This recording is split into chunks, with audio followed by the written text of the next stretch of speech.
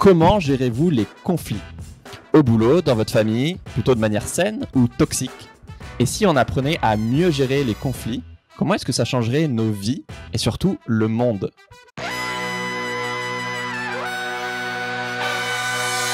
Bienvenue dans Soif de Sens, l'émission des humains rayonnants qui changent le monde. Chaque semaine, je reçois un invité écolo, féministe ou solidaire pour t'aider dans ta quête de sens. Et aujourd'hui, on accueille Thomas Dansbourg. Bonjour Thomas. Bonjour Pierre. On va parler de ta spécialité, la CNV, la communication non violente, de pourquoi on est des quiches de la gestion de conflits et comment mieux gérer les conflits dans nos vies, mais aussi dans la société pour un monde meilleur. Alors je te présente en 10 secondes. Tu es auteur et psychothérapeute et surtout une des figures de référence de la communication non violente, la CNV. Et ma mère est fan de toi et de CNV depuis au moins 20 ans, donc bisous maman. Pour commencer, avant de devenir thérapeute, tu as grandi dans une famille, si j'ai bien compris, heureuse, mais où tu observais beaucoup de conflits et ça t'a donné envie de devenir avocat pour justement apprendre à résoudre les conflits. Et là, en exerçant, tu constates que 90% des conflits naissent de malentendus, de problèmes de communication où l'on s'est mal exprimé, mal écouté ou mal entendu. Et je trouve cette formulation sublime. Est-ce que tu aurais un dossier en tête qui illustre cette idée du malentendu, source de conflit Puisque tu parles de ma famille, oui, j'ai eu la chance je grandis dans une famille aimante dans laquelle, comme dans toutes les familles, il y avait des frictions et des tensions. Oui, je me souviens d'une grande tablée familiale, comme nous aimions en avoir, et à un moment, un enfant est sous la table et il se cogne la tête et je l'entends qui pleurniche, et je descends sous la table pour l'aider à s'en sortir et le consoler. Et à ce moment-là, ma mère au-dessus demande allez, s'il vous plaît, les enfants, aidez à débarrasser la table, on range la cuisine. Et moi, je suis sous la table à prendre soin de cet enfant. Et ma mère, me voyant sortir de la table alors que tout le monde débarrassait, me dit, mais enfin, tu n'aides jamais, tu es en train de jouer. Et je me suis senti tellement contrarié, j'étais en train de prendre soin d'un enfant et donc d'aider à quelque chose. Et ma mère me jugeait ou me critiquait. C'était pas méchant, bien sûr, mais en fonction du peu qu'elle avait vu. Et je me suis dit, beaucoup de conflits viennent de ce qu'on n'a pas vu tout et que l'on s'empoigne, alors que si on avait regardé l'ensemble de la réalité, on se serait peut-être mieux compris. Oui, elle n'était pas méchante, elle avait juste pas vu ce qui se passait. Elle avait vu qu'une partie de l'enjeu, quoi. Bien sûr. Puis tu as ensuite rejoint une association Flics et Voyous pendant 10 ans pour aider les jeunes pris dans la violence, soit à tourner comme la plus connue vers l'extérieur, donc les insultes, les agressions, les vols, etc., soit à tourner vers l'intérieur, donc la violence qu'on s'inflige à soi, donc la drogue, la prostitution, la dépression, etc. Est-ce que tu peux nous raconter l'histoire d'un jeune qui t'a marqué et qui t'a transformé? Oui, il y en a beaucoup. C'est vrai que j'étais encore avocat à l'époque, mais mon métier perdait un peu de sens. Je me sentais pas motivé, ça ne nourrissait pas mon profond besoin de sens, et donc j'ai mis mon métier un peu dans la case alimentaire pour gagner ma vie en cherchant autre chose. Et c'est en m'occupant effectivement de ces jeunes de la rue que j'ai réalisé que je voulais m'occuper d'humains. Et que, oui, la violence extériorisée ou intériorisée est au fond un manque de conscience et de vocabulaire pour clarifier ce qui se passe en soi.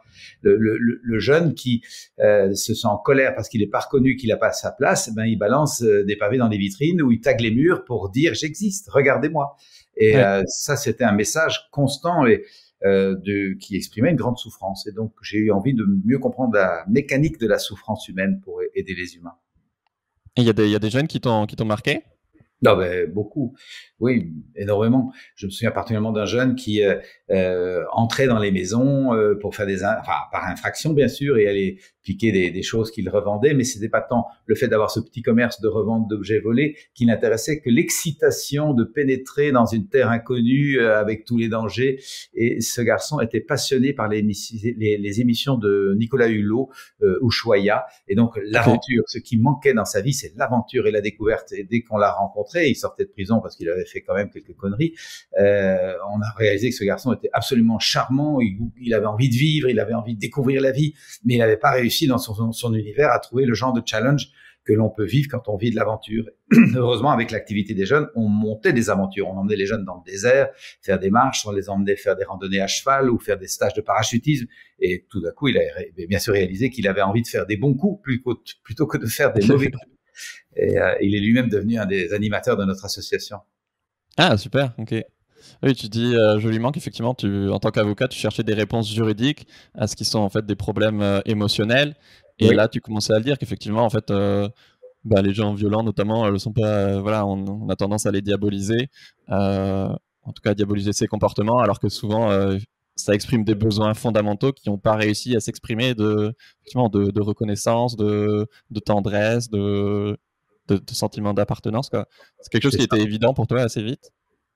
Ah oui, absolument. Je voyais vraiment que la violence ou les addictions étaient une quête de sens, quoi, clairement.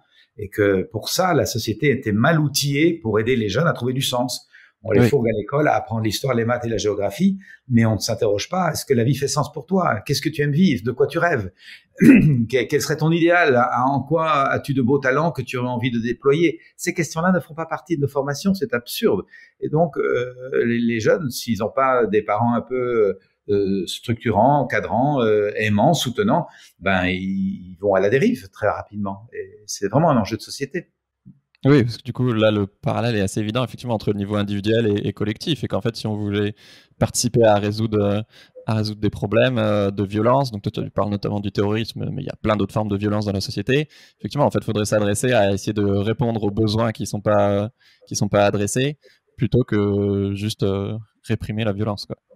Ah ben clairement, vraiment là, pour moi la violence est un manque de vocabulaire pour nommer ce qui se passe en soi et donc pour moi c'est plus qu'une urgence que tout citoyen qui va à l'école ait l'occasion de pouvoir apprendre à côté de lire, écrire et calculer qui sont les trois piliers fondamentaux de l'enseignement, apprendre à savoir qui je suis, comment je me sens, qu'est-ce que ça dit de moi, quels sont mes talents et comment je peux les mettre au monde joyeusement pour sentir que je suis en expansion de moi-même, en ouverture et que je peux donner le meilleur de moi-même, mais j'ai aussi besoin d'apprendre qu'est-ce qui m'attriste, qu'est-ce qui me peine, qu'est-ce qui me rend seul, impuissant ou en rage, et que j'ai besoin de comprendre avant que Ouais. de faire payer ma colère aux autres.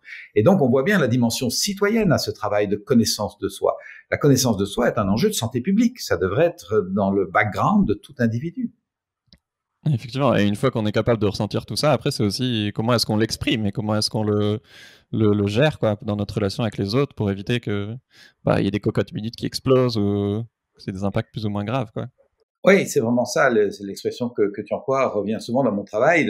Lorsqu'on n'a pas appris à nommer ce qui se passe en soi, eh ben souvent on le dissimule. Je suis en colère, mais je le dis pas. Je suis triste, mais j'ose pas le montrer. Je me sens seul, mais je fais semblant d'assurer. Je dis des oui gentils, alors que je pense ah non, pas du tout. Et finalement, tout ça, ça rentre dans ma cocotte minute. Mais la cocotte minute, elle est sous pression et tôt ou tard, elle pète. Et ça, c'est l'explosion de la violence. C'est une accumulation de frustration qui n'a pas été dite à temps. Parce que si nous apprenions à dire nos frustrations à temps, eh bien, on pourrait dire tranquillement à l'autre, là, franchement, je suis en colère parce que j'aimerais que tu m'écoutes. Es-tu d'accord de m'écouter 5 minutes? Et j'ai pas besoin de lever la voix ni de casser la vaisselle. Je le dis avec une simple autorité qui me permet de me relier à l'autre. Ouais. Et ces apprentissages sont vraiment essentiels aujourd'hui. Oui, moi, je trouve que tu le formules très bien. Et un des trucs qui me marque le plus, c'est à quel point, des fois, on comprend pas pourquoi les autres sont tellement à côté de la plaque par rapport à nos besoins, mais en fait, on n'a jamais pris le temps de leur exprimer clairement nos besoins. Et on pense qu'ils vont forcément les comprendre instantanément, alors qu'en fait, bah non, des fois, on n'a pas tous les mêmes points de vue. Oui, clairement. Et souvent, nous avons un a priori très négatif sur les besoins. Écouter ses besoins, ce serait être égoïste et narcissique et s'enfermer dans une sorte de complaisance avec soi-même, alors que parmi nos besoins, il y a tous les enjeux de la vie sociale, besoin de partage, besoin de rencontre, besoin de respect de l'autre, besoin de, de, de, de connexion, besoin d'écoute, d'empathie. Et nos besoins nous relient vraiment, c'est ce qui nous met ensemble. Et l'enjeu de la connaissance de soi est une clé. Comment pourrais-je avoir du respect pour l'autre si j'en ai pas pour moi? Comment vais-je par hasard avoir de l'empathie pour l'humain qui est devant moi si j'ai pas d'abord appris à pratiquer l'empathie pour l'humain qui est au-dedans de moi? Et ça, malheureusement, ben, ça fait pas partie de nos systèmes de formation jusqu'ici. Et justement, en voyant que les conflits viennent souvent de problèmes de communication, tu décides ensuite de suivre une thérapie, puis de devenir thérapeute et de te former à la communication non violente. Ouais. Est-ce que tu peux nous raconter l'anecdote de comment un ami t'a fait découvrir la CNV? Ah oui, effectivement, je réalise que m'occuper des jeunes de la rue sans m'être occupé de moi-même, c'est difficile. Je suis D'accord. piégé dans le bon garçon qui donne de bons conseils, viens faire du sport, viens faire une marche, allez, sors ce week-end, devant un garçon qui a juste envie de fumer son joint et de rester dans son canapé. Eh bien, mon langage ne permettait pas la connexion. Et donc, un jour, j'apprends par l'ami qui avait créé l'association pour les jeunes, il me lit au téléphone un article intéressant sur un certain Rosenberg, Marshall Rosenberg, qui a mis au point une méthode de communication non violente. Il lit 3 échanges de cette interview. Je dis, c'est fantastique cette approche. Il a tout compris sur l'humain. Il faudrait qu'on le rencontre. Et mon ami me répond, il vient faire un stage, figure-toi, dans 3-4 semaines en Belgique, parce qu'il est américain. Et je nous ai déjà inscrits pour être sûr d'avoir une place. Et donc, c'est comme ça qu'on a rencontré Marshall Rosenberg. Et le hasard de la vie qui est vraiment très comique. Là, je te parle depuis chez moi, en Ardennes belge, dans une belle région forestière où j'habite au milieu des bois. Ce stage avec Marshall, qui vit à travers le monde, qui vivait à travers le monde, il est malheureusement décédé, avait lieu dans un petit village à 12 kilomètres de chez moi. C'est quand même rigolo, un petit centre culturel, enfin un petit espace où il donnait un stage d'une trentaine de personnes. Et j'ai fait 4 jours avec lui, et dès la première matinée, j'ai senti que ce processus me parlait à mon cœur, si pas à mon âme, et que je voulais enseigner ça, vraiment. Voilà l'anecdote de la rencontre avec Marshall, et j'enseigne depuis 25 ans maintenant. J'imagine que tu as beaucoup remercié ton ami après qui a changé ta vie, du coup. Quelle vision, oui. Ton livre le plus connu, à ma connaissance, s'appelle « Cessez d'être gentil, soyez vrai ». Ma mère me l'avait offert avec le CD audio et tout. Et ça parle de gens gentils mais malheureux. Et moi, ça m'avait marqué parce que pour moi, en partie, tu parlais de mes parents qui sont tous les deux des amours et très gentils, mais presque trop gentils, et ils n'étaient pas heureux. Et comme dans beaucoup de familles, mes parents ont divorcé plus parce qu'ils n'arrivaient pas à communiquer que parce qu'ils s'aimaient plus. Au-delà de l'histoire de mes parents, pourquoi en général est-ce que parfois c'est dangereux d'être gentil? Alors, ce que je vise dans ce titre, c'est évidemment pas la vraie bonté, la vraie générosité, qui sont des valeurs que je chéris, comme beaucoup d'entre nous particulièrement. Oui. Je vise la gentillesse de façade, celle qui nous fait un peu porter un masque, celle qui nous fait dire tout va bien, alors qu'au fond, on aimerait pouvoir dire ça ne va pas, j'aimerais un peu d'écoute ou d'attention, ou j'aimerais rester seul. Celle qui nous fait dire oui, oui, bien sûr, on reviendra chez vous avec plaisir, alors qu'au fond, nous sentons non plus jamais chez eux, qu'est-ce qu'on s'est ennuyé. Souvent, nous portons un masque comme ça. Et un masque, c'est rigolo, hein, le jour de carnaval ou pour une fête déguisée, mais sinon, c'est étouffant. Et beaucoup d'entre nous nous étouffons. Et moi, j'ai étouffé derrière une façade de gentil qui veut toujours faire plaisir et qui a donc très peur du jugement de l'autre, de la critique de l'autre, et qui est toujours en suradaptation aux attentes de l'autre. J'ai vécu comme ça longtemps. Et je pense que comme avocat, voulant toujours bien servir, être à la pointe de ce que je peux apporter à mes clients, etc., j'ai pu frôler le burn-out. Heureusement, je n'ai pas connu ça. Je crois que j'ai été attentif à prendre à temps des mesures pour m'écouter un petit peu. Mais voilà, le risque de cette gentillesse, c'est de ne pas respecter ses propres limites et d'être extrêmement dépendant du regard de l'autre. Ça nous rend fragiles, ça nous rend incapables de vivre les conflits, de les accepter d'abord, de se dire tiens, il y a des conflits, ça fait partie de la vie, je vais entrer dans le conflit tranquillement, je me mets à l'écoute de l'autre et puis je demande à l'autre de bien vouloir être à l'écoute de moi. Cette façon de gérer les conflits tranquillement avec sécurité intérieure, quand on est trop gentil, on l'a pas du tout. Et le conflit fait peur. Et donc on le fuit, ou on le nie. Alors qu'il est naturel. Après, il y a des conflits effectivement plus sains et des conflits plus toxiques, quoi. Mais ce que je trouve hyper fort, c'est que, enfin, je pense que j'ai longtemps eu, et encore sûrement aujourd'hui, un peu le même profil que tu avais. Effectivement, on a peur d'être pleinement soi, de peur de perdre l'amour des autres. Et je trouve ça surprenant parce que on se rend pas compte en fait qu'on porte un masque et qu'on n'est plus pleinement soi-même et qu'on essaie juste de pas froisser les gens. Mais du coup, nous, on devient quelqu'un d'autre, on n'est plus du tout authentique. C'est ça, on s'en rend pas compte. Et au fond, un des indices qu'on n'est pas vraiment soi-même, c'est l'absence de joie, le fait d'être tendu, de pas être heureux. Tu disais de tes parents, ils étaient très gentils mais pas heureux. C'est un risque de sentir que nous avons du mal à atteindre un état de bonheur stable, durable et transportable à travers les difficultés. Et nous restons très très à l'affût, très anxieux. Est-ce que je plais? Est-ce que je déplais? Et cet état de non-bien-être est un signe que nous n'avons pas trouvé notre voie et que nous sommes à côté de nos pompes, si j'ose dire. Et donc, c'est une invitation à se mettre en route et à se questionner. Parce que nous avons ce pouvoir en nous, hein, de nous réaligner. Oui. Depuis plus de 25 ans que j'accompagne des humains dans toutes sortes de transformations. J'ai acquis cette conviction profonde que notre capacité à nous transformer et à trouver le sens de notre propre vie est aussi considérable que négligée, parfois même ignorée dans nos cultures. Donc, merci de m'inviter et de me permettre, avec d'autres, de partager cette conscience que nous pouvons nous transformer au-delà de toute attente et trouver vraiment une joie intérieure stable et contagieuse. Ça, c'est très important. La dimension conviviale et communautaire est pour moi très, très importante. Oui. Est-ce que tu aurais 2-3 conseils pour les personnes qui nous écoutent gèrent mieux les conflits dans leur vie? Oh, ben, le premier conseil, c'est de pas les éviter. Quand il y a un conflit, c'est dire, tiens, il y a un conflit, eh bien, asseyons-nous et explorons. Allons Oui, pas faire voir. l'autruche. Pas faire l'autruche, vraiment, et de pouvoir prendre le temps d'écouter la position de l'un, et puis la position de l'autre, et de réaliser, tiens, si moi je souhaite de l'écoute et du respect pour mon point de vue, ben, le minimum, c'est que j'ai de l'écoute et du respect pour le point de vue de l'autre. Et donc, apprendre à bien écouter.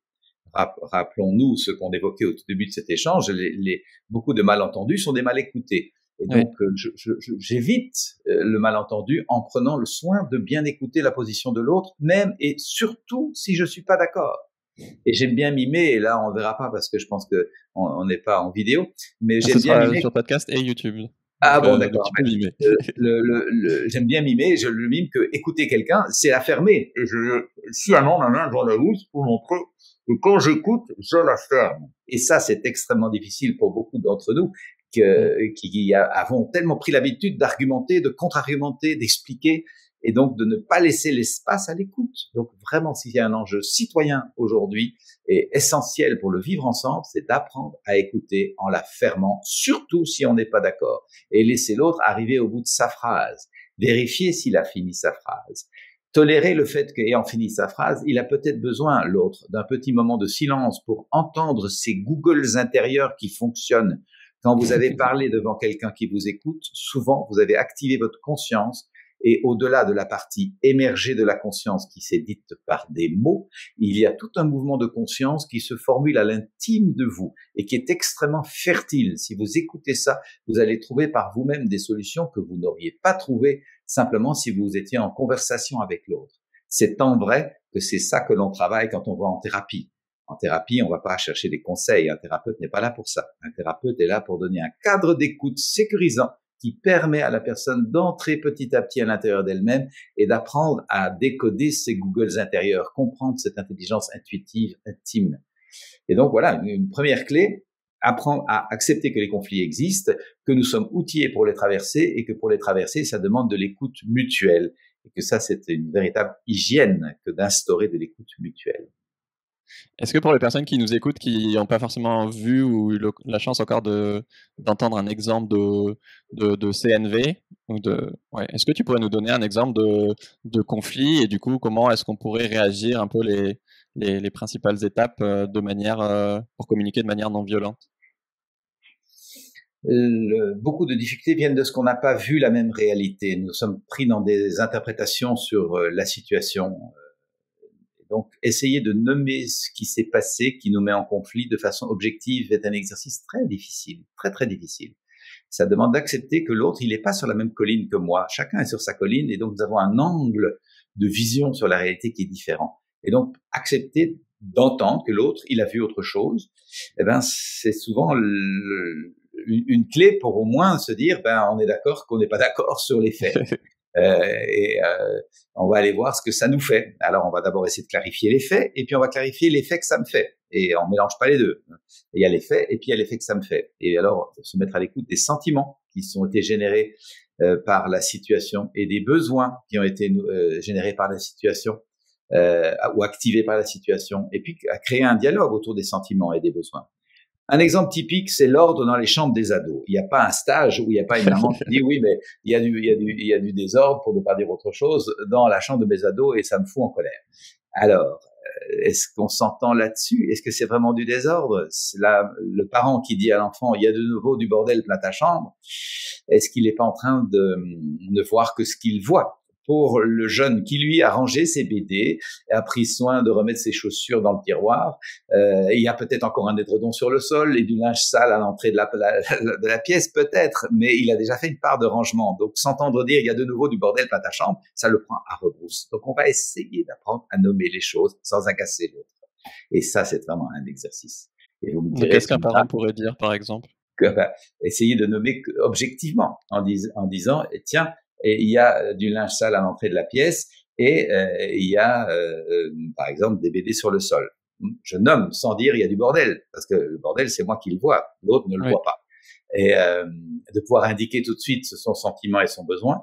Moi, je suis un peu fatigué d'assurer l'ordre dans la maison, j'aurais besoin de réciprocité, de partage des tâches. Est-ce que toi, tu serais d'accord de faire ta part en rangeant les BD pour qu'on puisse passer l'aspirateur et en descendant le linge sale à la machine à laver?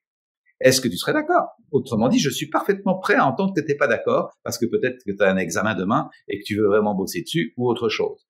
Et donc, j'ouvre un dialogue qui est basé sur la liberté. Et ce que j'observe, je demande à personne qui nous écoute de me croire sur parole, évidemment, parce que ça paraît un peu gentil écouter comme ça. Mais je leur demande juste de bien vouloir l'entendre. Quand je laisse un espace de liberté à l'autre, la plupart du temps, il adhère à ce que je me demande.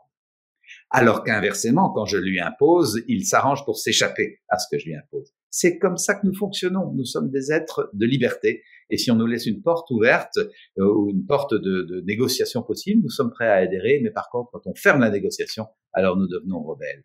Je donne beaucoup d'exemples de ça dans mon bouquin « Cessez d'être gentil, soyez vrai », à la fois sur le plan familial, de la vie de couple, mais aussi dans les rapports de travail, pour montrer que ça ne s'invente pas du jour au lendemain, cette façon de se parler mutuellement. Ça se pratique. Ça se pratique avec régularité et avec attention, exactement comme l'apprentissage d'un nouveau sport ou d'une nouvelle discipline. On ne va pas maîtriser les mathématiques ni le football en une après-midi, ni même en une semaine. Chacun sait que pour maîtriser ces disciplines, il va nous falloir quelques mois de travail et qu'à un moment, nous aurons le plaisir de maîtriser un peu mieux les mathématiques ou le football. Eh bien, la connaissance de soi et la communication non violente, c'est vraiment du même ordre. Si nous souhaitons intégrer ces nouvelles pratiques et qu'on y consacre et nous y consacrons un peu de temps, d'énergie, de disponibilité, nous allons un jour les maîtriser. Donc, rien de magique là-dedans. C'est pas un truc bisounours, la CNV, la communication non violente. C'est une discipline. J'aime rappeler, Pierre, et que les auditeurs s'en rendront bien compte, nous savons faire la guerre depuis des millénaires parce qu'on cite discipline. Il y a un ministère de la guerre, ça s'appelle la défense nationale maintenant. Il y a des budgets, donc, il y a de l'entraînement, il y a des équipes, il y a des entraîneurs, il y a des échanges de bonnes pratiques avec d'autres pays, etc. Et donc, on apprend à faire la guerre et donc, malheureusement, on sait faire la guerre. La paix, c'est absolument pareil. Ça s'apprend comme une discipline. Si nous avions simplement focusé là-dessus en se disant, tiens, si tu veux la paix dans ton pays, prépare-la, plutôt que de préparer la guerre. La paix, prépare la paix. Et si nous avions depuis la maternelle appris à nous pacifier, à médier les conflits, à développer de l'empathie pour l'autre, à gérer les groupes avec collégialité, avec le respect de la parole et de la place de chacun, je pense qu'on éviterait infiniment de conflits. Donc, rien de bisounours là-dedans, mais une pratique régulière. Oui, je pense que tu fais écho à ton livre que tu as coécrit, La paix, ça s'apprend, après les attentats de Paris et de Bruxelles. Effectivement, ça s'apprend comme, je sais pas, les langues ou la couture. Tu dis même qu'il faudrait un ministère de la paix. Dans tes rêves, il ressemble à quoi ce ministère de la paix? Ce serait un peu un parallèle avec le ministère de la guerre, d'avoir un ministre, une équipe en tout cas responsable et en charge d'apporter des outils de paix dans tous les endroits où nous vivons. Évidemment l'école, mais également les administrations, les structures, les hôpitaux. Mon Dieu, que de violence dans les hôpitaux, dans les formations que j'anime. Il y a toujours des soignants qui sont souvent au bord du burn-out par le mépris de la relation humaine, quoi. Et c'est hallucinant de se dire, voilà des gens qui ont fait choix d'une carrière de soins pour aider les humains, mais qui se maltraitent, avec des rapports hiérarchiques, encore de gros fonctionnements très patriarcaux et qui bousillent la relation. Donc, voilà, mon ministère de la paix serait vigilant par rapport à ça et apporterait des groupes de parole, des formations à la connaissance de soi, des espaces de discussion pour aplatir les conflits. Ces enjeux sont vraiment essentiels. C'est de l'hygiène de conscience. C'est vraiment d'hygiène de conscience. Nous avons pris depuis pas si longtemps l'habitude de nous soigner physiquement. Nous prenons des douches, nous lavons les cheveux, nous nous brossons les dents. C'est très récent dans l'histoire de l'humanité. Moi, je vis dans une campagne très rurale. Quand j'étais à l'école de mon village, ici même, j'ai 63 ans, mais disons il y a 55 ans, la petite école du village, beaucoup de mes copains de classe qui habitaient dans les fermes du village ne se brossaient pas les dents, il n'y avait pas d'hygiène buccale, ça n'existait pas. Ils avaient souvent des dents très avariées à 8, 9, 10 ans. C'était surprenant, mais c'était comme ça. Moi, j'ai grandi dans une famille bourgeoise où on m'a appris à me brosser les dents. Et voilà, j'avais cette chance. Et dans les fermes, il n'y avait pas de salle de bain. Les gens prenaient un bain dans un tub, dans une bassine, le samedi soir pour être propre pour la messe de dimanche. C'était comme ça, l'hygiène. C'était très, très basique. Bon, les gens vivaient avec ça. Mais maintenant, dans le même village où j'habite, tout le monde a une belle salle de bain, bien sûr, et souvent une belle douche, et tout le monde se brosse les dents. C'est entré dans les mœurs en peu de temps, cette hygiène physique. Eh bien, j'ai confiance que dans les temps qui vont venir, nous allons instaurer des rituels d'hygiène psychique et je dirais même psycho-spirituelle, parce que ces deux enjeux se rejoignent, avec la même vigilance que nous avons introduit il y a peu cette hygiène physique dans nos vies, parce que nous en avons urgemment besoin. Nous avons besoin de nous nettoyer de nos humeurs, et particulièrement de nos mauvaises humeurs, pour être un citoyen agréable à côtoyer. Oui, puis encore là, on est dans un monde, en tout cas en France et en Belgique, relativement abondant. Et c'est sûr que avec la crise climatique notamment, les conflits vont d'autant plus émerger et du coup, ce sera d'autant plus utile d'être capable de les gérer. Tu as évoqué à un moment le fait que ça a transformé des vies et moi, je l'ai vraiment vu dans pas mal de gens autour de moi qui ont fait du développement personnel ou de la CNV. Est-ce que tu aurais des anecdotes ou des histoires concrètes de l'impact que la CNV a pu avoir dans la vie de tes patients ou même des entreprises que tu as accompagnées? Ah bah oui, sinon je serais pas là. J'en ai des dizaines et des dizaines. C'est ça qui me maintient mon énergie, ma conviction du bénéfice qu'il y a à transmettre cette façon d'être ensemble, tant dans l'entreprise que les couples ou les familles. Je travaille pas très souvent dans l'entreprise, mais quand même, ces 10 dernières années, c'est de plus en plus régulier. Et la plupart du temps, les équipes me disent, tu nous as appris une chose essentielle dont nous ignorions que nous avions besoin de l'apprendre, qui est d'apprendre à écouter. On s'écoutait pas. On fonctionnait l'un à côté de l'autre, mais on s'écoutait pas. Et mal écouté, mal entendu, ça faisait beaucoup d'énergie consacrée à gérer des malentendus, enlever les non-dits des placards, sortir des silences, nommer les choses, vider les cocottes minutes accumulées. Beaucoup d'énergie était mise à dissimuler tout ça. Et beaucoup de déperdition d'énergie dans beaucoup de domaines de l'entreprise, bien sûr, mais aussi dans les familles. Parce qu'on n'ose pas dire les choses, il y a des conflits, mais on veut pas les vider, on veut même pas les voir. Et donc, je rencontre énormément de transformations profondes. Le nombre de gens qui m'écrivent en disant j'ai retrouvé une communication avec mon adolescente qui était partie vivre chez son copain et on s'était brouillé depuis 3 ans et là tout d'un coup la relation reprend parce que j'arrive à écouter et j'arrive à nommer les choses sans être agressif et ça fait des transformations significatives. De nouveau, c'est vraiment un enjeu de santé publique que d'apprendre à savoir qui on est et comment s'exprimer. En discutant avec toi, je me rends compte qu'en fait, on associe souvent effectivement conflit à violence, mais comme si le fait de fuir un conflit, c'était pas violent, alors que ça peut l'être autant, voire beaucoup plus, quoi. Bien sûr, la fuite est une forme de violence comme les autres. La violence est souvent vue dans la domination, dans l'agression, mais elle existe aussi dans la soumission et dans la démission. Le fait de démissionner, c'est une forme de violence que je fais sur moi. J'ai besoin de prendre ma place et d'oser exister face à l'autre. Et donc, la fuite est une forme de démission qui est très violente pour la personne qui aimerait garder le contact, garder du lien. Et alors, je dis pas que fuir devant un vrai danger, si je dois fuir devant quelqu'un qui me harcèle ou qui veut abuser, bien sûr, ça c'est une fuite qui sauve la vie. Mais il y a des fuites qui coûtent la vie, pour reprendre l'expression de Christiane Singer. Si j'évite tous les conflits parce que je fuis, je ne vais jamais vivre vraiment ma vie. Oui, je pense aussi je sais pas si on le met dans fuite, mais effectivement, dans le poids du silence qui peut être beaucoup plus dévastateur qu'une conversation un peu dure, mais transformatrice, quoi, et qui purifie effectivement la santé mentale, quoi. C'est ça. Ouais. Dans Soif de Sens, dans l'émission, on parle beaucoup donc il y a beaucoup de militants, on parle de changer le monde, d'écologie, de féminisme, d'antiracisme, etc. Et je trouve que souvent, on aime bien dire, voilà, si on change le monde, ce lien entre développement personnel et collectif. mais souvent c'est assez peu explicité, c'est un peu pris pour acquis et dit à la volée. Est-ce que toi, tu aurais en tête quelque chose à nous dire par rapport à ce lien entre les deux-là, même si tu as déjà commencé à l'aborder? Est-ce que tu penses à des exemples où effectivement la CNV a vraiment changé le monde au-delà du niveau individuel, soit dans une communauté, soit, j'en sais rien, carrément changer une loi ou la pratique d'une entreprise, etc.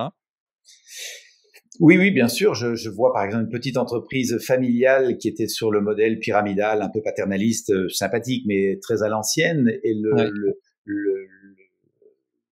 le fils qui a repris l'entreprise, qui est un homme un peu plus âgé que moi, a décidé de changer le système de management et d'apporter la communication non violente pour que il y ait plus une décision collégiale plutôt que pyramidale, que par service les gens puissent s'impliquer, prendre part à la décision. Et il a réalisé que ça changeait complètement la dynamique de sa petite entreprise. Ils sont 120, je pense, ou 150 employés.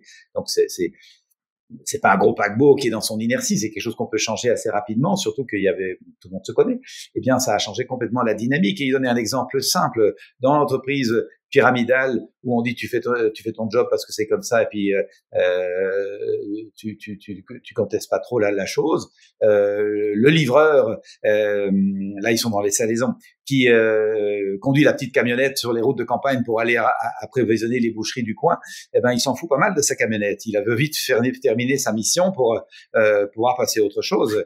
Et mais quand il est reconnu, écouté, valorisé, et qu'il sent qu'il y a des perspectives, qu'il veut participer à la décision, qu'il sait où il pourra être dans 2 ou 3 ans quand il aura pris un peu de bouteille et d'avancement, et qu'il se sent vraiment considéré ayant sa place, eh bien c'est clair qu'il est fier de travailler pour cette entreprise et qu'il est heureux d'avoir une belle camionnette et qu'il s'arrête ou qu'il ralentit quand il y a des nids de poules et il évite de rouler comme un fou, et la camionnette dure infiniment plus longtemps que quand il était moins considéré. Donc c'est un exemple très pratico-pratique, mais qui indique bien que respecter les gens, les intégrer, faire en sorte qu'ils sentent qu'ils appartiennent à un nous fécond, joyeux, qui est un projet commun, ben ça change complètement la donne, évidemment sur le plan humain, mais également sur le plan matériel, parce qu'il y a bien plus de respect.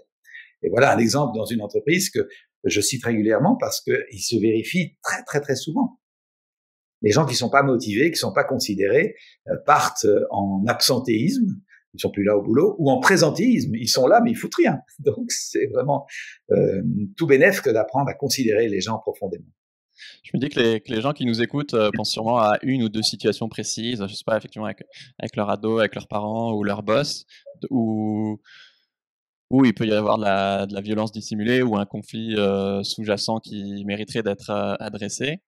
Mais en général, il y a souvent beaucoup de zones dans notre vie où nos besoins sont effectivement pas écoutés ou pas respectés, et que la CNV pourrait apporter beaucoup de choses. Est-ce que tu aurais un conseil pour aider les gens à identifier les situations ou les relations où en fait il y a un conflit sous-jacent, ou en tout cas où la CNV pourrait vraiment transformer leur vie?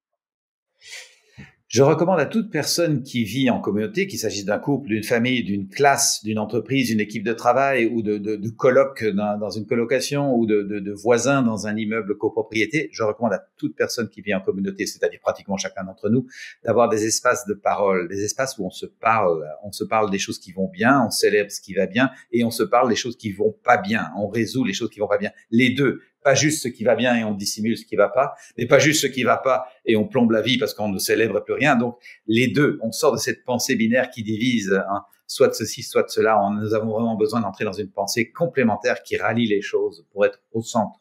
Et je recommande donc chaleureusement d'avoir des espaces de parole parce que c'est là que les choses peuvent se dire assez librement. On n'essaie pas de résoudre, on évoque. On ne met pas les choses à l'ordre du jour en disant le point 1, point 2, point 3. On brasse différents sujets. Et je vois que ça permet de nettoyer son linge sale en famille, selon la belle expression connue. C'est-à-dire qu'on est entre proches qui se côtoient et à cette occasion, on renforce le lien en fêtant ce qui va bien, en se témoignant de la reconnaissance ou de la sympathie, mais en même temps, on nettoie les choses qui pourraient accrocher, qui pourraient faire des plis dans la relation. Et j'aime beaucoup cette expression que nous allons simplifier. Il y avait un pli, on simplifie, on enlève le pli. Et ça n'est pas nécessairement confortable au début parce qu'on n'a pas pris l'habitude d'adresser les vrais enjeux, de pouvoir dire à l'autre, tiens, l'autre jour, tu as dit ceci ou tu as fait ça. Moi, ça m'a mis mal à l'aise pour telle et telle raison. Serais-tu d'accord de mes côtés? on a du mal. Alors souvent, on empile un malaise dans sa cocotte, et puis de nouveau un malaise dans sa cocotte, et puis de nouveau un malaise dans sa cocotte, et tôt ou tard, paf, ça va péter. Donc, c'est de l'hygiène de conscience. J'appelle ça prendre une douche psychique.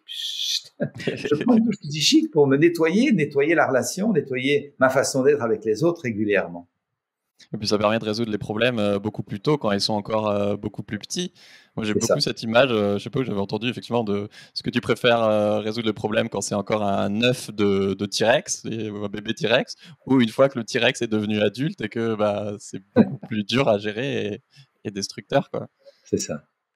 Et je trouve qu'effectivement, je pense que dans les couples notamment, c'est assez flagrant. Voilà, je sais pas, l'exemple très connu culturellement de la cuvette des WC, voilà, en tout cas dans les couples hétéros, de l'homme qui veut pas la baisser et de la femme que ça choque.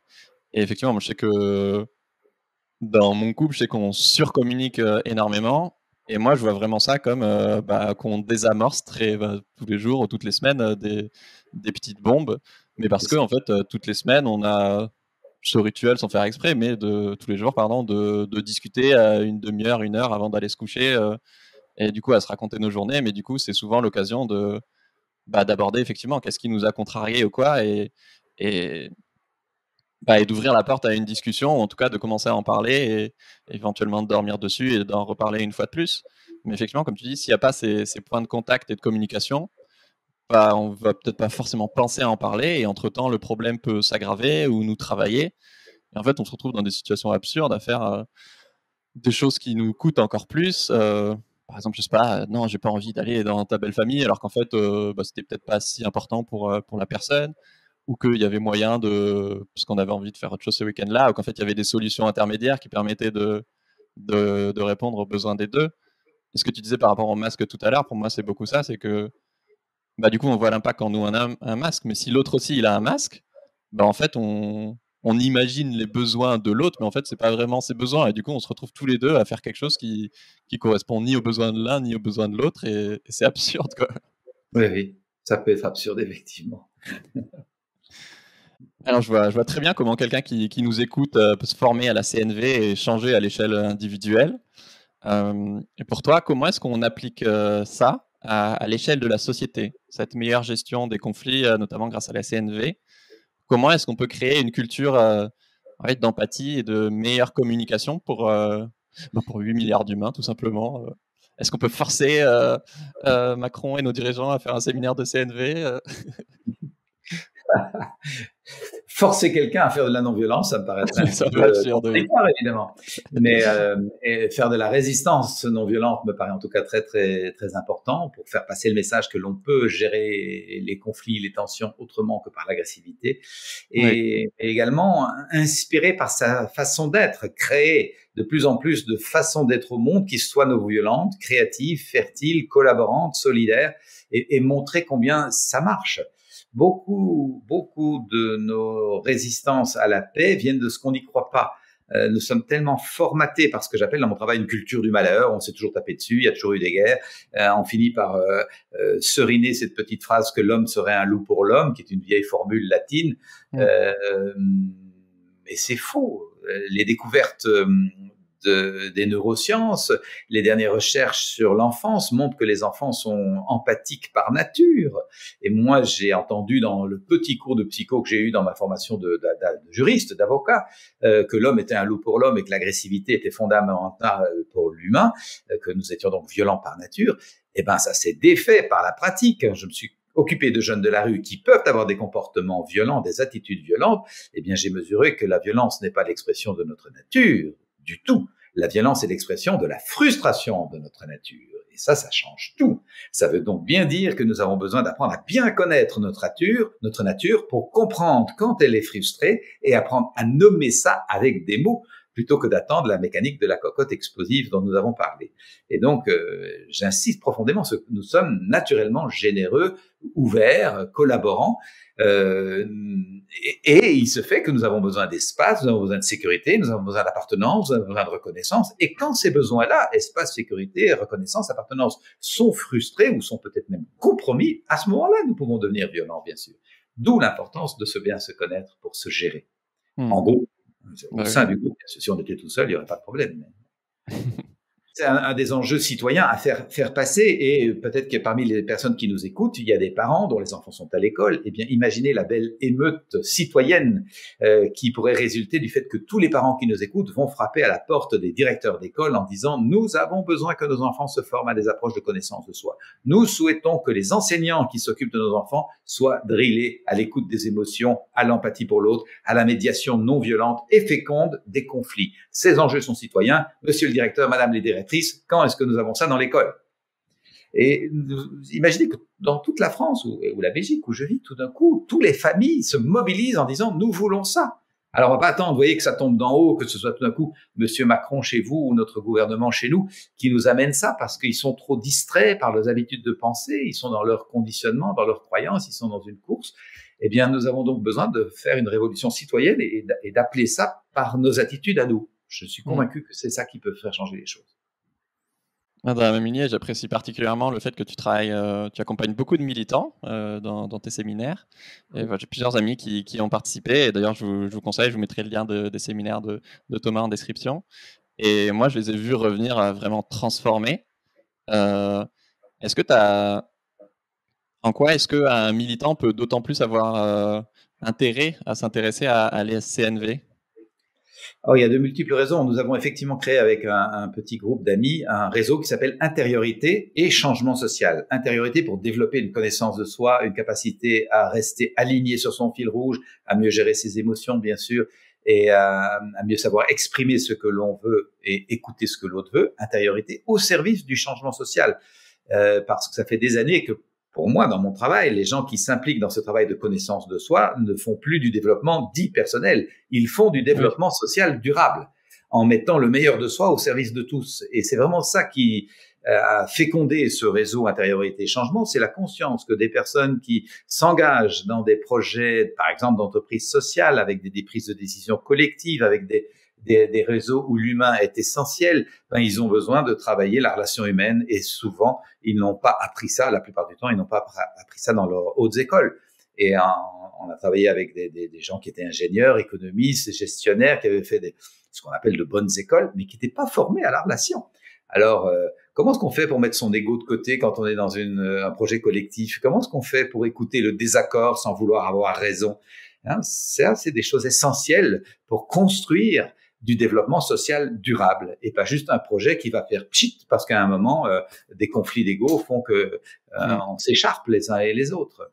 Donc, il y a vraiment un travail à faire qui est très agréable, et comme tu l'as dit, les personnes qui viennent se former à ça sont surprises de voir qu'en peu de jours, elles peuvent vraiment pivoter à l'intérieur d'elles-mêmes pour regarder les enjeux humains, mais aussi le rapport à la vie très différemment. Et c'est cette puissance de transformation que nous avons en nous que j'ai envie d'encourager, particulièrement dans la période de transition que nous vivons.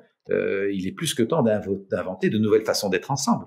Je pense que ça peut permettre d'éviter pas mal de syndrome du militant qui se sacrifie parce qu'il porte le poids du monde sur ses épaules sans être forcément bien aligné.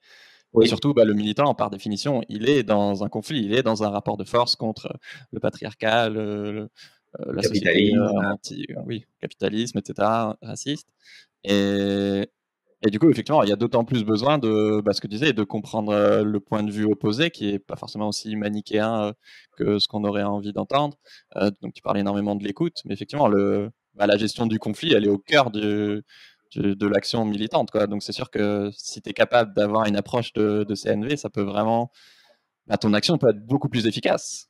Parce que ça, c'est aussi un des enjeux du militantisme d'aujourd'hui, c'est l'éco-anxiété, quand même. Comment arriver à rester confiant dans la possibilité de résilience de l'humain et de la vie en général. Et voilà, je vois que le travail de connaissance de soi, d'alignement profond sur l'être que nous sommes, qui nous relie à l'être en toute chose, cette conscience d'appartenir à un monde vivant dont nous sommes un élément et dans lequel nous avons un rôle à jouer, permet de pacifier la part de nous qui pourrait être anxiogène, éco-anxiogène.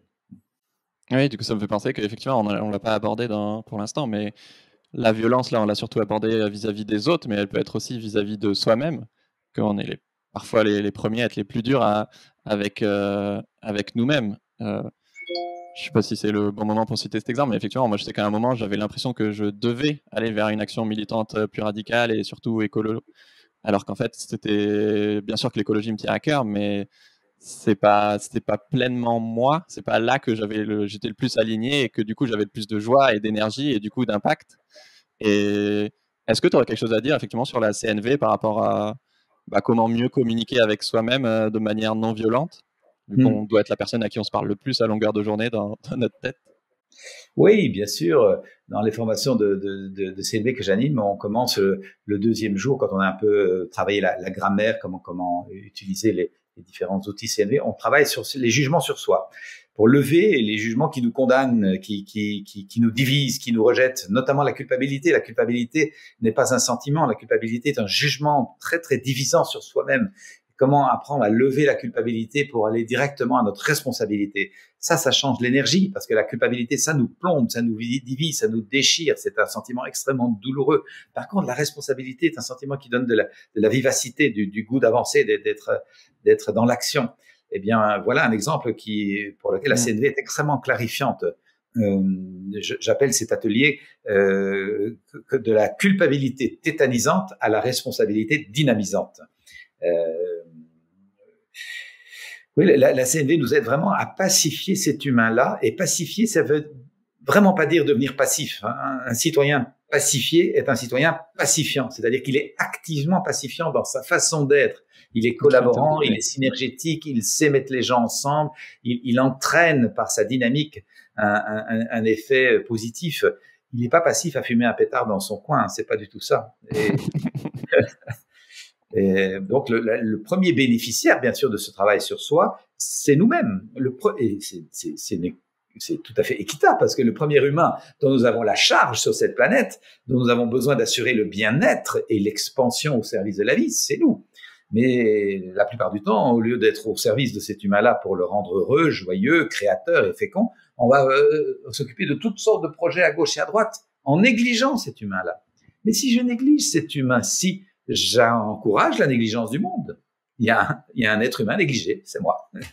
Et donc, nous avons vraiment besoin d'apprendre à nous respecter, surtout dans des enjeux tendus comme aujourd'hui, où on est en période charnière de transition, où nous pourrions nous épuiser et partir en burn-out. Et effectivement, c'est un des enjeux qui épuise beaucoup de militants, c'est le risque de burn-out par manque de ressourcement. Ouais. Je veux aborder un sujet un peu connexe où je trouve que, personnellement, c'est une vision très subjective sûrement, mais qu'il y a très peu d'adultes, au sens de gens sages. Et ça va sonner peut-être arrogant, mais je trouve que oui, 90% des adultes ont la maturité émotionnelle d'un ado. Et je sais que personnellement, j'ai pas très peur d'accueillir mes émotions, enfin, sauf la colère, dont on va parler juste après. Mais effectivement, de demander de l'aide à mes proches quand ça va mal. Je pense qu'écrire ce qu'on ressent, ça aide beaucoup à le traverser. Mais j'ai l'impression de découvrir à 30 ans, parce que j'ai pas grandi dans ce contexte-là grâce à ma famille, qu'en fait, il y a beaucoup de gens qui ont peur de leurs émotions. Et je t'entendais dire que effectivement, tu étais surpris à quel point les gens ne parlent pas quand ils ont un problème et qu'on fait l'autruche. Du coup, je voulais te demander, est-ce que tu trouves que sur le long terme, ça change? Est-ce que on devient meilleur à gérer les conflits par rapport à il y a quelques années? Oui, heureusement que ça change, ça évolue. Je vois que les gens qui s'ouvrent à ce travail de connaissance de soi, d'intelligence émotionnelle, sont de plus en plus nombreux, et que pour beaucoup de personnes, c'est une évidence que nous avons tous besoin de faire ce travail. Quand j'ai commencé il y a 25 ans, il y avait de la résistance par rapport à ça. Les gens pensaient que c'était un peu narcissique, que c'était un peu égocentrique de s'occuper de soi, et je rencontrais des freins.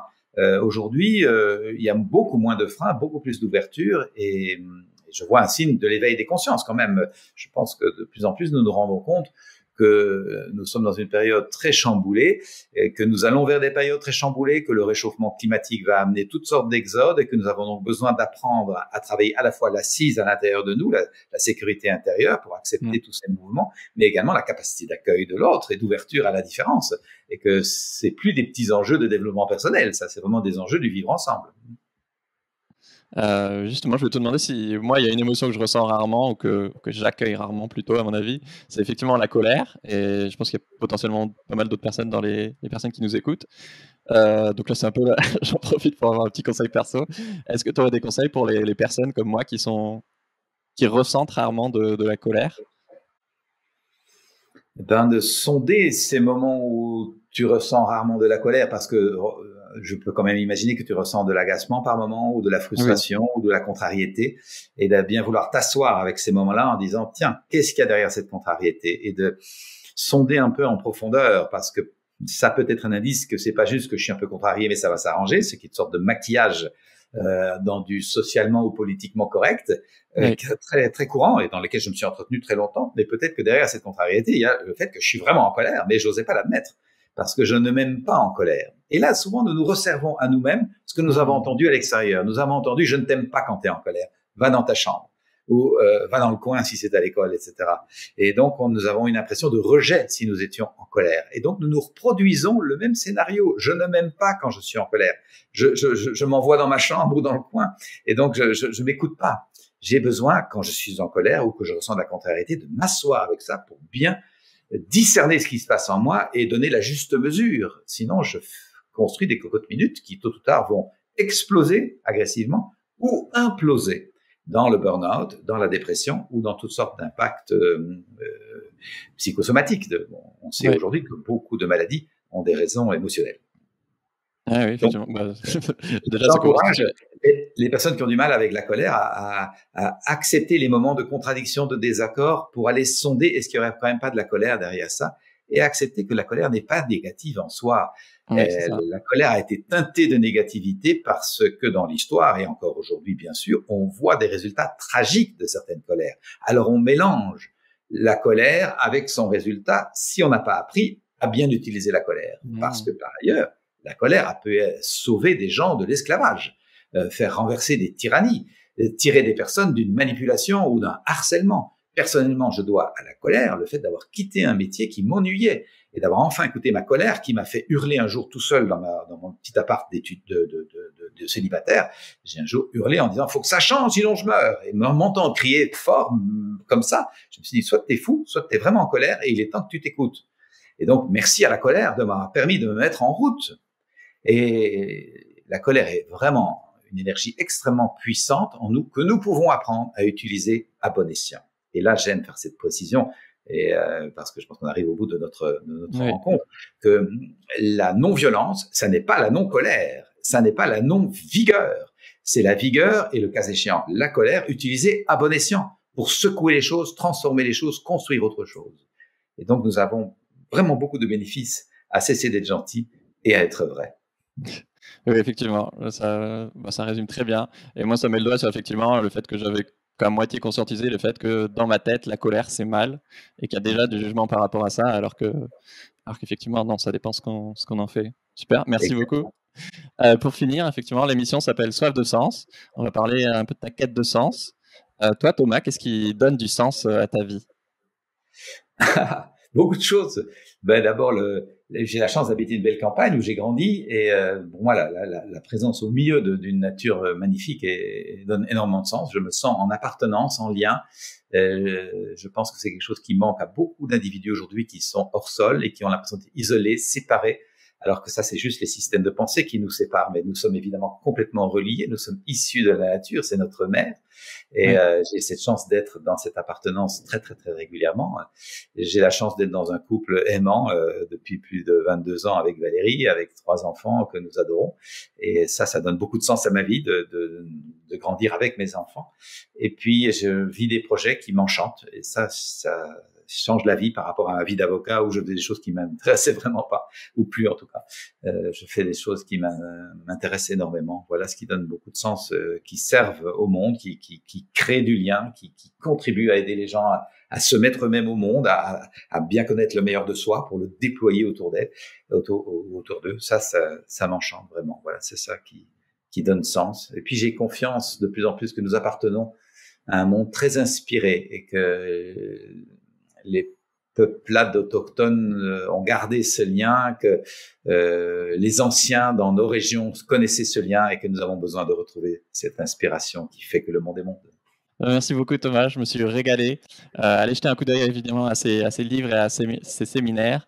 Et toi qui nous écoutes, je suis sûr qu'il y a au moins une personne que tu connais à qui ça ferait du bien d'écouter ce podcast sur la CNV. Est-ce que tu veux bien lui partager cet épisode? Merci, ça m'aide énormément. À la semaine prochaine. Merci Thomas. Ciao tout le monde. Merci Pierre, à bientôt.